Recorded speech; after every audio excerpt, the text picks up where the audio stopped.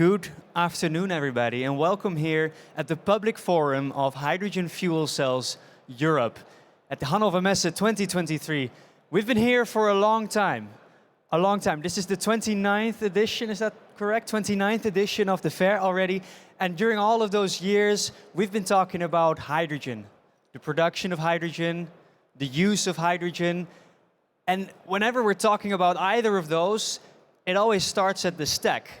And that stack that is really, it's really a stack, right? It's made up of the MEA, and it's made up of bipolar plates. So those bipolar plates are really a vital part of what makes this technology work and what allows us to produce hydrogen and then use that hydrogen again. So a fundamental part. And to make that fundamental part is not as easy as it sounds. It's not just a metal plate. And we will be discovering more about that production process and why it is so difficult. And we'll be talking with an expert about that. So talking about production technology for bipolar plates and how this is anything but simple. With Gräbener Maschinentechnik, please welcome Managing Director, Mr. Fabian Kapp.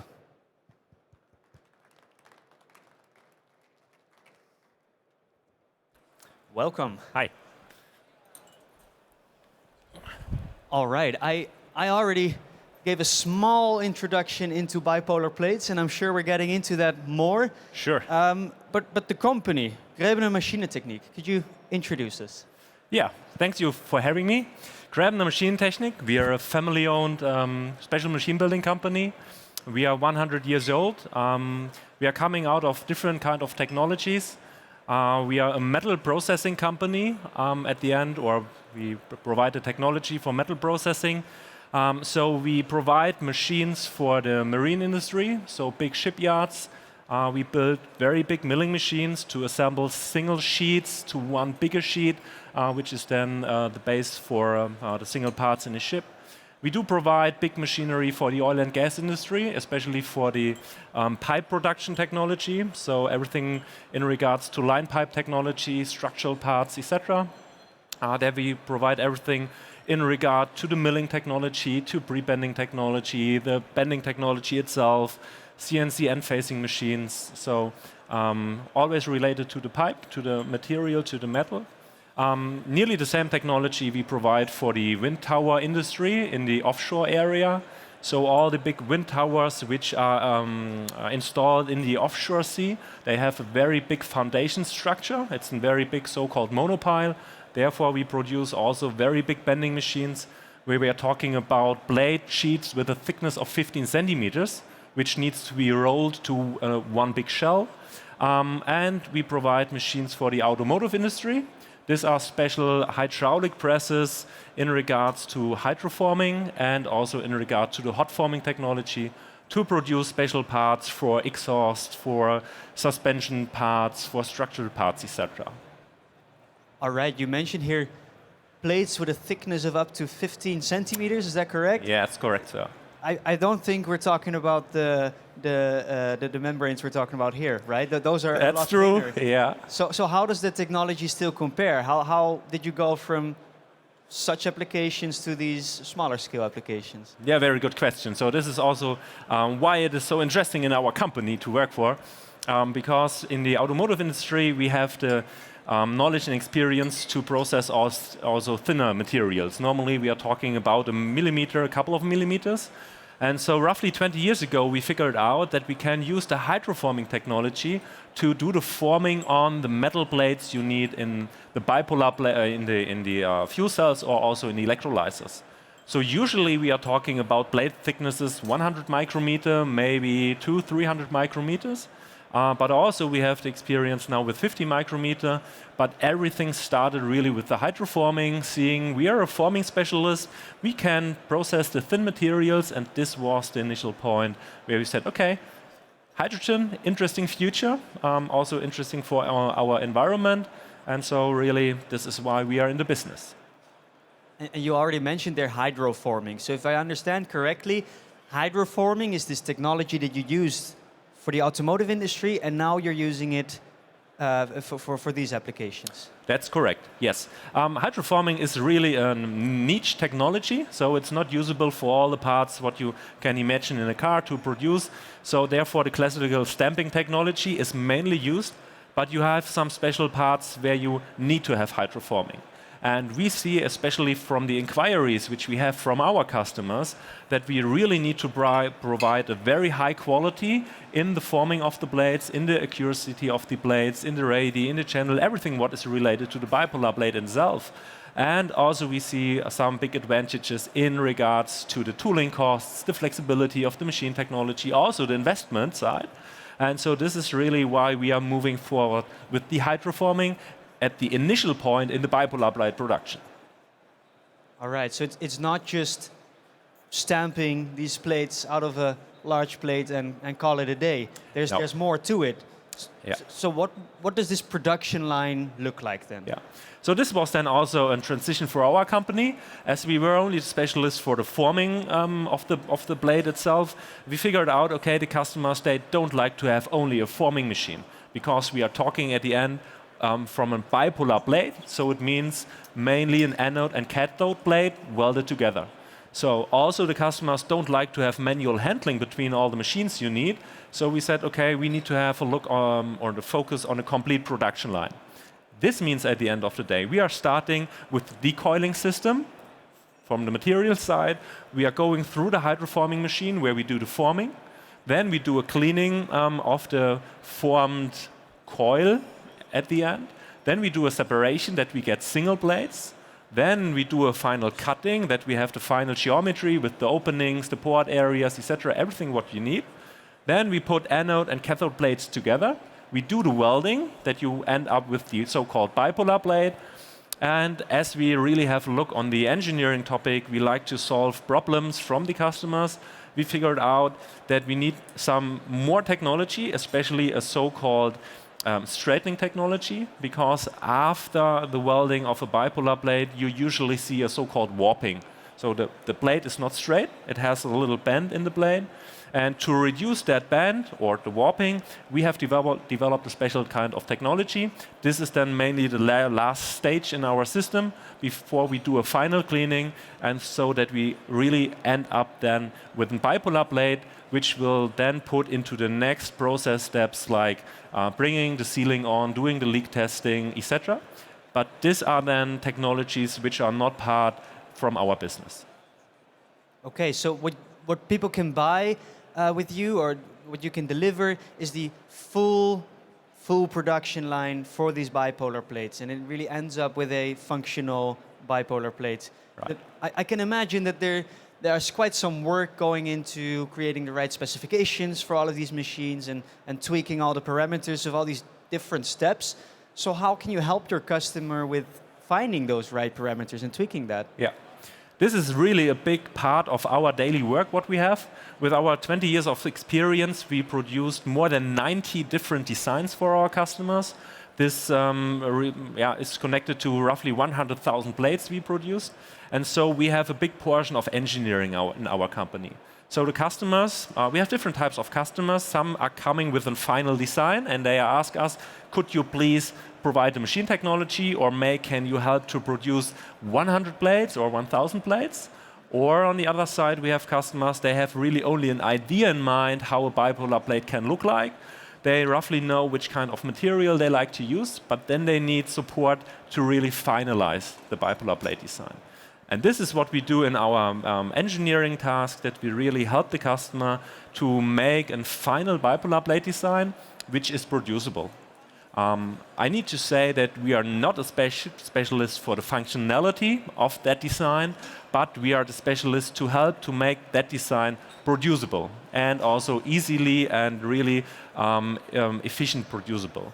And in that relation, for sure, we have machines in-house, because the production technology we provide, we need to develop also the processes. So we have the forming machine, we have cutting machine, the welding machine, the straightening machine, as single machine solutions in our house. And so we have the big possibility to connect the engineering to our production lab. So if we see a design and maybe there's a discussion going on if the material is formable in the way like the customer likes to have it, and we are not sure, we can make small test tools, put it in the machine technology and figure out the real final production parameters. And this is a real good interconnection between the engineering and the production machinery. And from that point on, we really can go forward with making one plate, making 100 plates, or even a couple of thousand plates that the customers can build the first stacks for evaluation, testing, etc.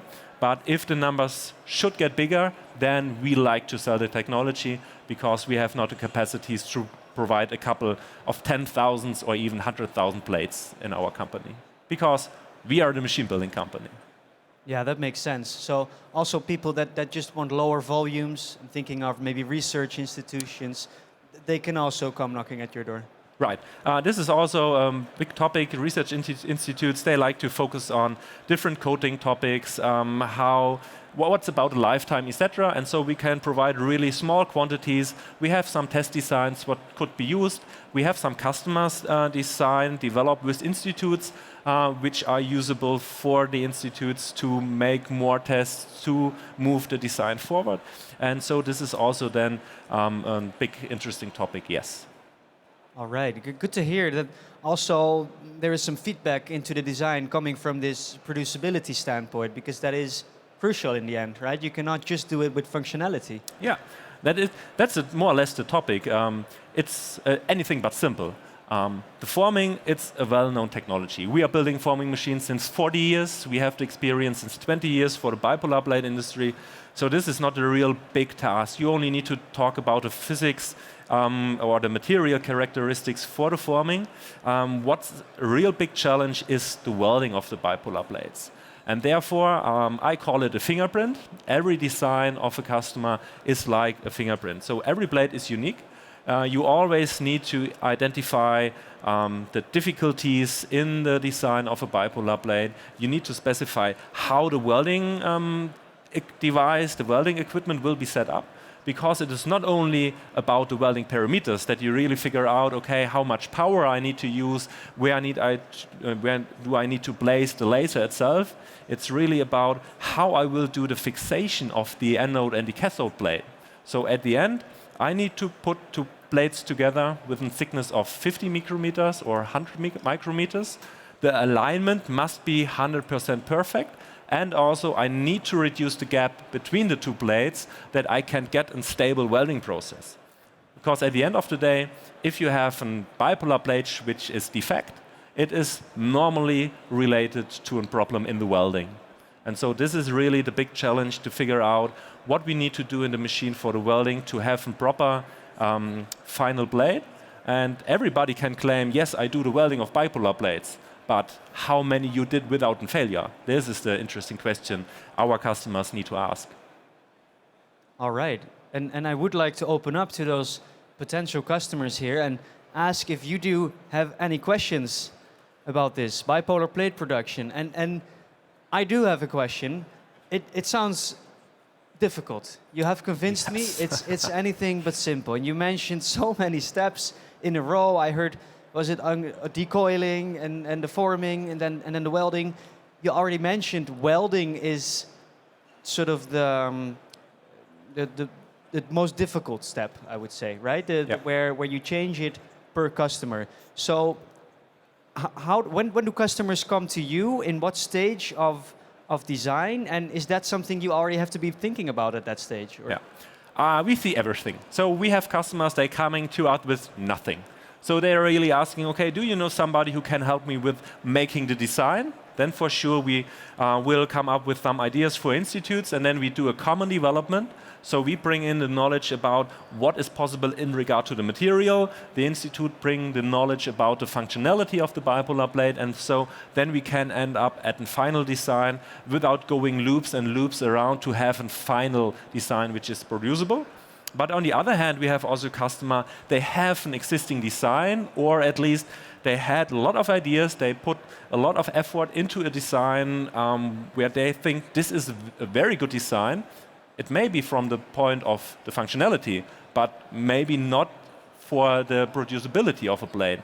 And then we need to start a discussion, okay, what could be changed, where we can make some changes in the radii, in the pitch, in the depth, etc. And this is then for sure a difficult discussion. But at the end, the customers, what is the goal? To have a cheap bipolar blade. But cheap is also very difficult to reach because there is a lot of development going on. For sure, we have some companies in the market that can provide a serious production line. Then you can also realize cheap prices at the end. Our focus is really on the big variety of different designs. There we help the customers, and then for sure we like also to bring in the production technology for the bigger volumes into the market. But at the moment, everything is related on the 20 years of experience, also in the production companies in the market.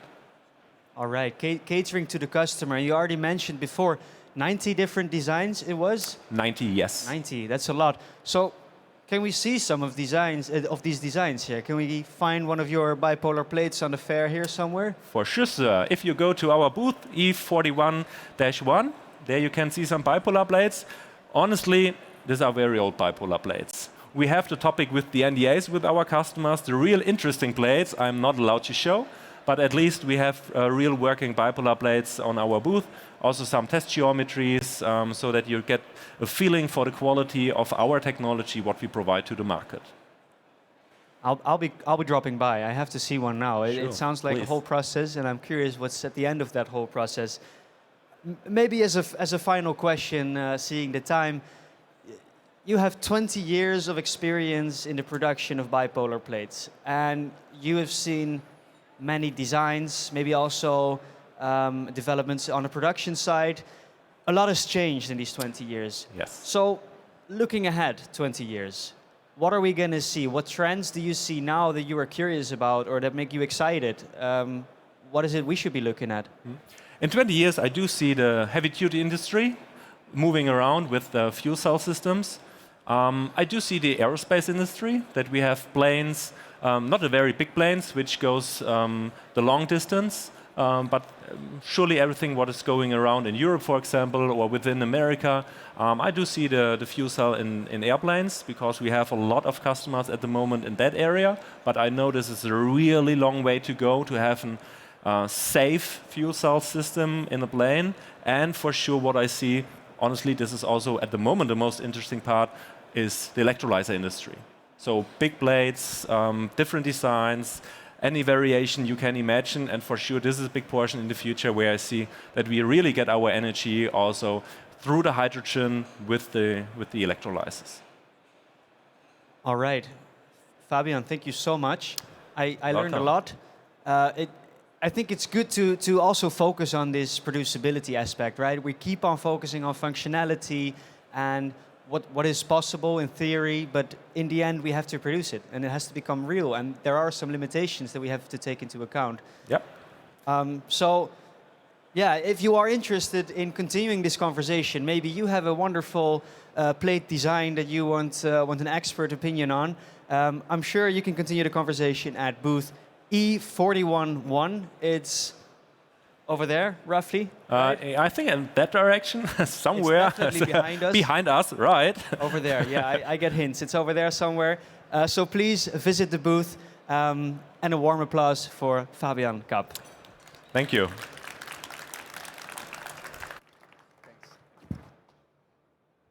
And thank you for your attention.